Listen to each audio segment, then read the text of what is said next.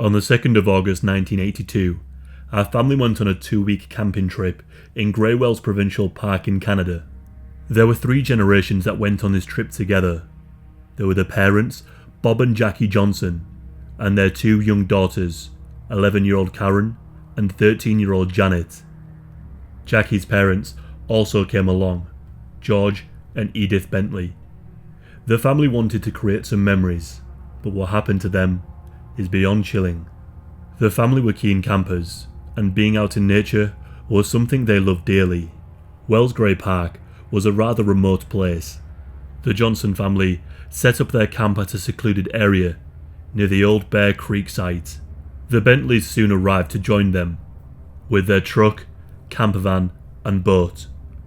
While on this specific trip, the adults slept in the camper attached to George's truck, while the 2 girls slept in the tent. Bob had booked a few weeks off from work so he could relax and enjoy his time with the family. But on the 16th of August, Bob failed to return to work. His fellow colleagues were rather confused by his absence. He had been an employee for over 25 years, and he had never failed to come into work without first informing his colleagues. This was extremely out of character.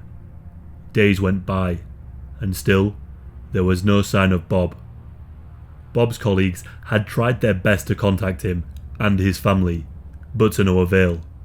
Eventually, on the 23rd of August 1982, they reported Bob and his family missing.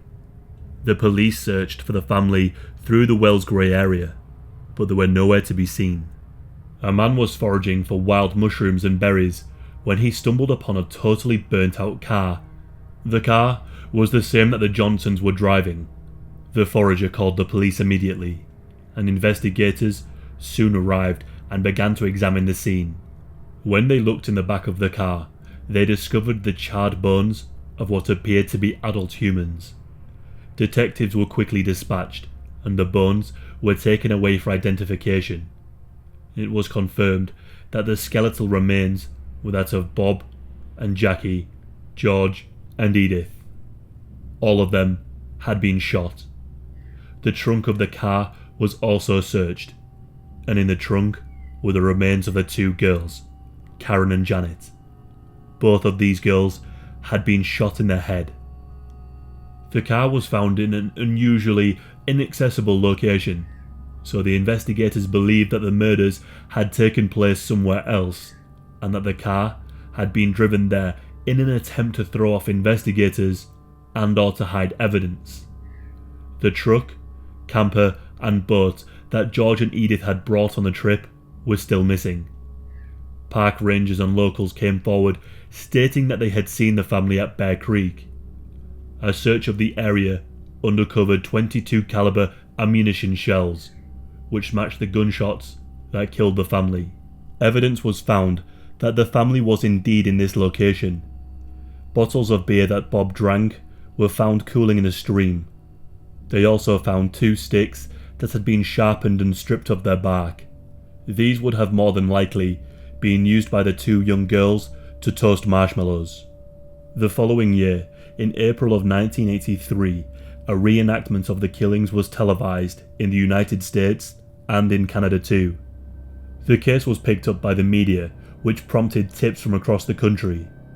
A promising lead came when someone claimed they had seen the exact same truck and camper in central Canada, driven by 2 scruffy French-Canadian men. And in the following month of May, an exact replica of the campervan was created in hopes that somebody would see it and remember something relating to the case. In total, 13,000 tips were called in, 300 of which stated that the camper had been seen driving across Canada. These leads went absolutely nowhere.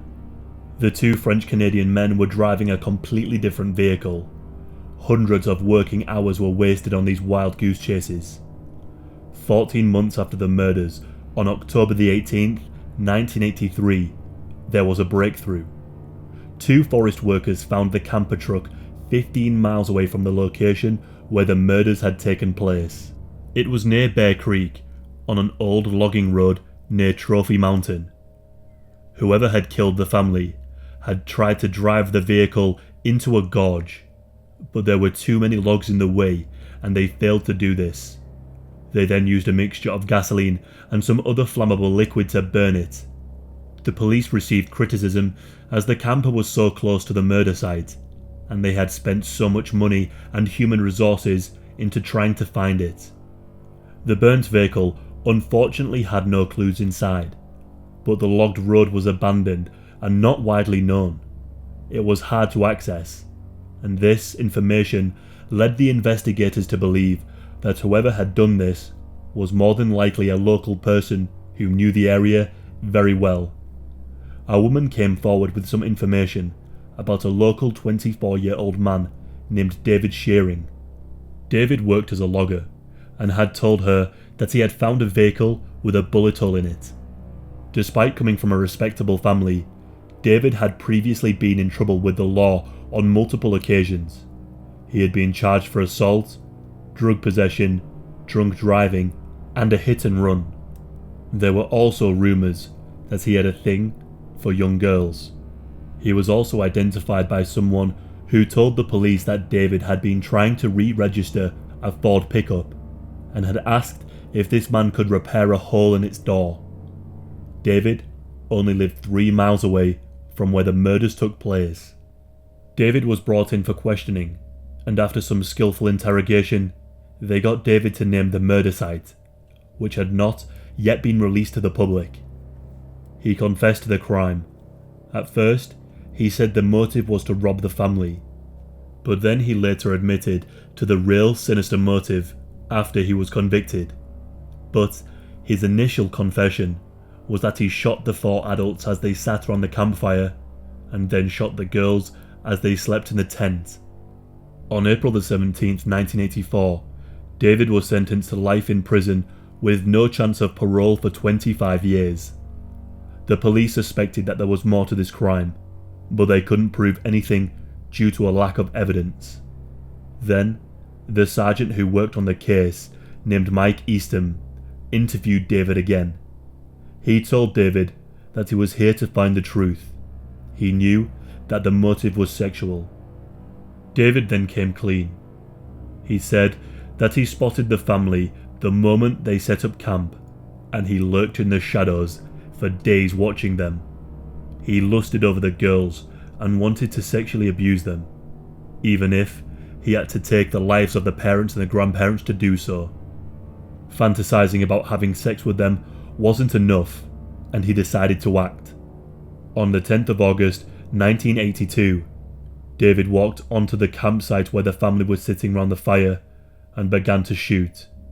He then dragged the bodies into the backseat of the family car and covered them with a blanket.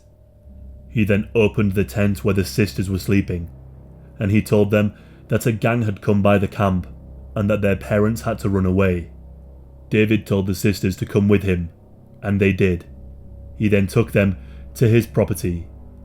He kept them alive for around a week, and in that time, he repeatedly forced himself upon Janet.